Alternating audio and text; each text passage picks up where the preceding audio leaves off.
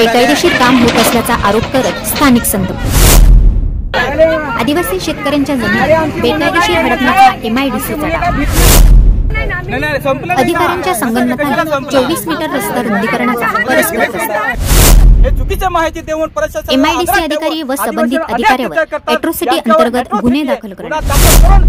नांदवन शिवारात गट नंबर 70 मधील 200 मीटर जमीन बिनामोबदला हडप करून अतिरिक्त रस्त्याचे काम बेकायदेशीररित्या पोलिसांचा धाक दाखवून करत असल्याचा आरोप स्थानिक नागरिक आणि सत्यशोधक शेतकरी सभेचे RT गावित यांनी केला आहे। MIDC परिसराला जोडला जात असलेला रस्ता MIDC आणि सार्वजनिक बांधकाम विभागाकडून नवापूर नगर परिषदेच्या हद्दीतील देवफळीपासून ते दापूरपर्यंत शेतकऱ्यांना कोणतीही पूर्वकल्पना न देता बेकायदेशीररित्या 24 मीटर रुंदीकरणाचा प्रस्ताव मंजूर करून घेण्यात आला।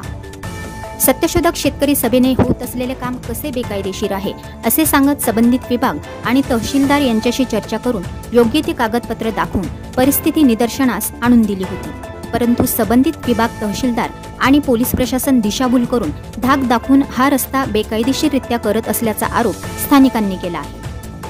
24 मीटर अधिकची जागा अधिग्रहण न करताच त्या जागेवर रस्त्याचे काम करत असतील तर आम्ही गप्प बसणार नाही आणि वेळीच प्रशासनाने दखल घेतली नाही तर संबंधित MIDCचे अधिकारी पाटील तसेच संबंधित अधिकाऱ्यांवर एट्रोसिटी कायद्याअंतर्गत गुन्हा दाखल होत नाही व आदिवासींना न्याय मिळत नाही तोपर्यंत स्थानिक शेतकऱ्यांसह सत्यशोधक शेतकरी सभेच्या वतीने बेमुदत उपोषण करण्याचा इशारा देण्यात आला आहे। Bureau report, Shri news, Navapur. विभागाने 3 किलोमीटरची परवानगी दिली, ते काम पूर्ण झालं। त्याच्यानंतर 75 मीटरची परवानगी दिली, ते काम सुद्धा पूर्ण झालेलं आहे। आणि हे जे काम चालू आहे, एक्स्ट्रा काम चालू आहे, ही समोर कंपनी आलेली आहे। त्या कंपनीच्या दबावाखाली हे तहसीलदार आणि PSI साहेब आदिवासी दबाव टाकून रस्ता खोदतायत आणि 24 मीटरचं अधिकरण करतायत। या शेतकऱ्यांची 2 एकर जमीन विनामोबदला घेतायत। ही सत्यशोधक शेतकरी सभा सहन करणार नाही। आम्हाला लाठीचार्ज हवा, आम्हाला उचलत जेलमध्ये टाको, काय करो, पण आम्ही न्यायाच्या बाजूने, या आदिवासींच्या बाजूने उभे राहणार आहोत।